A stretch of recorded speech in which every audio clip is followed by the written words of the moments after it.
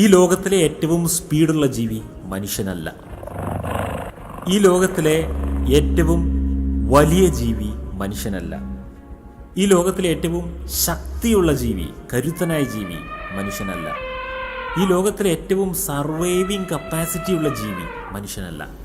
പല കാര്യങ്ങളിലും മനുഷ്യൻ നമ്പർ 1 അല്ല. എന്നിട്ടും മനുഷ്യൻ ഭൂമിയെ എങ്ങനെ അടക്കി ഭരിക്കുന്നു അറിയോ? ഒറ്റ കാര്യത്തിൽ മനുഷ്യൻ നമ്പർ 1 ആയിപ്പോയി. തലച്ചോറ് ഡെവലപ്പായ കാര്യത്തിൽ. തലച്ചോറെന്നൊരു അവയവം ഡെവലപ്പായത് കൊണ്ട് മനുഷ്യന് ശക്തിയുള്ള ജീവികളെയും സ്പീഡുള്ള ജീവികളെയും സർവൈവൽ കപ്പാസിറ്റി കൂടുതലുള്ള ജീവികളെയും കൂടുതൽ ആയുസ്സുള്ള ജീവികളെയും അങ്ങനെ എന്ത് കഴിവുള്ള ജീവികളെയും തൻ്റെ കീഴിലേക്ക് കൊണ്ടുവരാൻ കഴിയും. മനുഷ്യൻ വാസ്തവത്തിൽ ഈ ലോകത്തിലുള്ള ഭൂമിയിലുള്ള മറ്റ് പലതരം ജീവികളെപ്പോലെ ഒരു ജീവി മാത്രമാണ്. ഒരു പ്രത്യേകതയും മനുഷ്യനില്ല. കുറച്ച് കൂടുതൽ തലച്ചോറ് ഉപയോഗിക്കാൻ പഠിച്ചു എന്ന് മാത്രം. അപ്പോൾ കുറച്ച് കൂടുതൽ ചിന്തിക്കാൻ തുടങ്ങി. ചിന്തിക്കാൻ തുടങ്ങിയപ്പോൾ നമ്മൾ ഒരുപാട് കഥകളും ഭാവനകളൊക്കെ എഴുതി ഉണ്ടാക്കാനും പറഞ്ഞ് പ്രചരിപ്പിക്കാനൊക്കെ തുടങ്ങിയെന്നല്ലാതെ മനുഷ്യൻ പ്രത്യേകിച്ചൊരു ജീവിയൊന്നുമല്ല. ഈ ലോകത്തിലുള്ള മറ്റ് ജീവജാലങ്ങളെപ്പോലെ തന്നെ ഒരു ജീവി. കുറച്ച് കോൺഷ്യസ്നെസ് എക്സ്പാൻഷൻ സംഭവിച്ചിട്ടുണ്ടെന്ന് മാത്രം. അതുകൊണ്ട് ഈ ലോകത്ത് ജീവിക്കുവാൻ ഏറ്റവും എളുപ്പം ലോകത്തിലെ മറ്റ് ജീവജാലങ്ങൾ ജീവിക്കുന്നതിനേക്കൊന്ന് നോക്കുക. അവരൊക്കെ ജീവിക്കുന്നതിൽ കോമൺ ആയിട്ട് കാണപ്പെടുന്ന എന്തൊക്കെ കാര്യങ്ങളുണ്ടോ ഭൂമിയിലെ ജീവജാലങ്ങളിൽ, വലിയ ജീവജാലങ്ങളിൽ കേട്ടോ, വളർന്ന് വികസിച്ചിട്ടുള്ള ജീവജാലങ്ങളിൽ, പുഴുവിനും പൂമ്പാറ്റിനും പോയി നോക്കരുത്. എന്നിട്ട് ആ ജീവജാലങ്ങളിൽ കാണപ്പെടുന്ന പല പൊതു സ്വഭാവങ്ങളും നമ്മളും അഡോപ്റ്റ് ചെയ്യേണ്ടതാണ്. ഒരു കുട്ടി വളർന്ന് വലുതാവുന്നതോടുകൂടെ ആ കുട്ടിക്ക് ആ കുട്ടിയുടേതായ സ്വാതന്ത്ര്യം ലഭിക്കണം. പിന്നെ ഈ വളർത്തി വലുതാക്കൽ പ്രക്രിയ അവസാനിപ്പിക്കണം. നമ്മുടെ മക്കളല്ല പിന്നീട്, അവർ രാജ്യത്തിൻ്റെ പൗരന്മാരായി ജീവിക്കണം. ഇത് നിങ്ങൾ ഈ ലോകത്തിൽ മറ്റ് മൃഗങ്ങളെ നോക്കൂ, അങ്ങനെയായിരിക്കും. ജീവജാലങ്ങളെ നോക്കൂ, പക്ഷികളെ നോക്കൂ.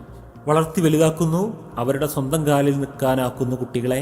സ്വന്തം കാലിൽ നിൽക്കാനായാൽ, അതായത് സ്വയം ഇര തേടാനും സ്വയം ഭക്ഷണം കഴിക്കാനും ജീവിക്കാനുമായാൽ, പിന്നെ ആ ജീവിയെ ഉൽപ്പാദിപ്പിച്ച ആ ജീവിയുടെ അച്ഛനോ അമ്മയോ ആ ജീവിയുടെ മേലെ അവകാശം പറഞ്ഞു പോകുന്നുണ്ടോ?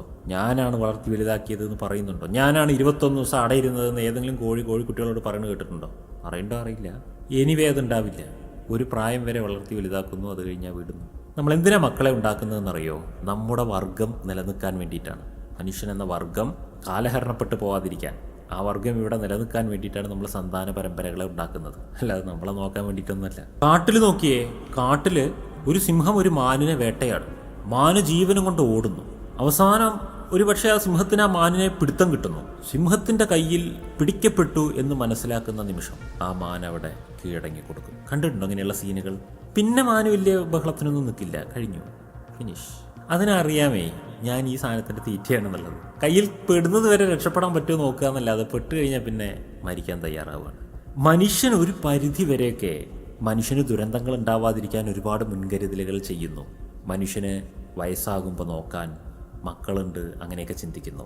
കുടുംബമായി ജീവിക്കുന്നു പ്രൊട്ടക്ഷന് വേണ്ടിയിട്ട്. രോഗം വന്നാൽ ചികിത്സയുണ്ടെന്ന് ചിന്തിക്കുന്നു. അപകടങ്ങൾ സംഭവിക്കുമ്പോൾ ICU ഉണ്ടെന്ന് ചിന്തിക്കുന്നു. വെന്റിലേറ്റർ ഉണ്ടെന്ന് ചിന്തിക്കുന്നു. ഇതൊക്കെ ഉണ്ട്. എങ്കിലും ഇതൊന്നും ഫലിക്കാത്ത മൊമെൻറ്റുകൾ നമ്മുടെ ജീവിതത്തിൽ വരും. അതായത് നമ്മൾ മരണത്തിന് കീഴടങ്ങേണ്ടി വരുമ്പോൾ, ആപത്തുകൾക്ക് കീഴടങ്ങേണ്ടി വരുമ്പോൾ, പ്രതിസന്ധികൾ ജീവിതത്തിൽ വരുമ്പോൾ, ഇതെന്തൊക്കെ ഉണ്ടെങ്കിലും നമ്മൾ വീണ്ടും പ്രിപ്പയർഡ് ആയിരിക്കണം. നമ്മളൊക്കെ ഇങ്ങനെ ജീവിച്ചു പോകുന്നത് കാണുമ്പോഴേ നമ്മളൊന്നും ഒരിക്കലും മരിക്കാത്ത പോലെ പോയിക്കൊണ്ടിരിക്കുന്നത് തോന്നാറുണ്ട് പലപ്പോഴും. നമ്മളൊക്കെ ഇവിടെ പെർമനൻ്റ് ആണെന്നുള്ള തോന്നലാണ് ഈ പോയിക്കൊണ്ടിരിക്കുന്നത് തോന്നാറുണ്ട്. ഏത് മൊമെൻറ്റിലും തലയ്ക്ക് മീതെ മരണം വന്ന് വീഴാകുന്ന ഒരു സാധനമാണ് ജീവിതം. ജനിച്ച അന്ന് മുതൽ ഗ്യാരണ്ടിയുള്ളൊരു വിഷയം മരിക്കുമെന്നുള്ളതാണ്. അതെന്നാണെന്ന് ഒരൊറപ്പും ആരും തന്നിട്ടുമില്ല. അതുകൊണ്ട് എന്നും ആകാം എന്നുള്ളതാണ്, അല്ലേ? നമ്മൾക്ക് മരണം എന്നൊരു കാര്യം സംഭവിക്കും. മരണമെന്നല്ല, ഏതൊരു കാര്യവും സംഭവിക്കും എന്ന് ഉറപ്പാണെങ്കിൽ എന്നാ സംഭവിക്കുക എന്ന് പറഞ്ഞിട്ടുമില്ലെങ്കിൽ എന്ന് സംഭവിക്കുന്ന നമ്മൾ പ്രതീക്ഷിക്കേണ്ടത്. ഒരു കാര്യം അത് സംഭവിക്കും എന്നുള്ളത് ഉറപ്പാണ്. എന്ന് സംഭവിക്കും എന്നുള്ളതിന് ആരും നേരത്തെ കുട്ടി ഡേറ്റ് തന്നിട്ടില്ല. അപ്പോൾ എന്ന് സംഭവിക്കും എന്നാണ് നമ്മൾ വിചാരിക്കേണ്ടത്. എപ്പോൾ വേണമെങ്കിലും സംഭവിച്ചേക്കാം. ഏത് നിമിഷവും നമ്മൾക്ക് ആപത്ത് വന്നേക്കാം, ആരോഗ്യം പോയേക്കാം, അപകടം സംഭവിച്ചേക്കാം, മരണം സംഭവിച്ചേക്കാം. അപ്പോൾ ഏത് മനുഷ്യന് ഏത് മൊമെൻറ്റിൽ എന്ത് സംഭവിക്കുന്നു എന്നുള്ളത് ഒരു പിടിയില്ലാത്തൊരു ലോകത്തിലാണ് നമ്മൾ ജീവിക്കുന്നത്. അപ്പോൾ ഏത് നിമിഷം എന്തും സംഭവിക്കാമെന്ന് കരുതിയിട്ട് തന്നെ ജീവിക്കണം നമ്മൾ. പക്ഷേ അതും കരുതിക്കൊണ്ടിരിക്കുകയല്ല വേണ്ടത്. ഈ ഉള്ള മൊമെൻ്റ് ഉണ്ടല്ലോ, ഇപ്പോൾ ഉണ്ടല്ലോ, ഞാൻ എന്തായാലും ഇവിടെ ജീവനോടുണ്ടല്ലോ, ഞാനിവിടെ ഇപ്പോൾ ഞാൻ എൻ്റെ ജീവിതം ആസ്വദിക്കുക. ഇത് പറയാൻ എന്ത് എളുപ്പമല്ലേ, ഇപ്പോൾ ഞാൻ എൻ്റെ ജീവിതം ആസ്വദിക്കുക എന്ന്. പക്ഷെ ശരിക്കും ആസ്വദിക്കാൻ പറ്റുന്നുണ്ടോ? ഈ നിമിഷത്തിൽ എൻ്റെ ജീവിതം ആസ്വദിക്കാൻ എന്നെ കൊണ്ട് പറ്റുന്നുണ്ടോ എന്ന് ചോദിച്ചേ, പറ്റുന്നുണ്ടോ?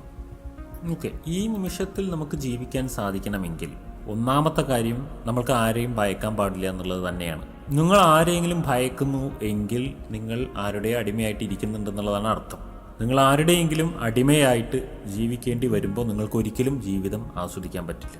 നമ്മളൊരാളുടെ അടിമയായി മാറിയിരിക്കുന്നുവെങ്കിൽ നമ്മളെ കൊണ്ട് അവർ ജീവിതം ആസ്വദിക്കുകയാണ്, അല്ലാതെ നമ്മളെ ആസ്വദിക്കുന്നില്ല. അതാണ് സത്യം. നമ്മളെ ഉപയോഗിച്ചുകൊണ്ട് അവർ ജീവിതം ആസ്വദിക്കുകയാണ്. അവിടെ നമ്മൾ ധിക്കരിക്കാൻ പഠിക്കണം.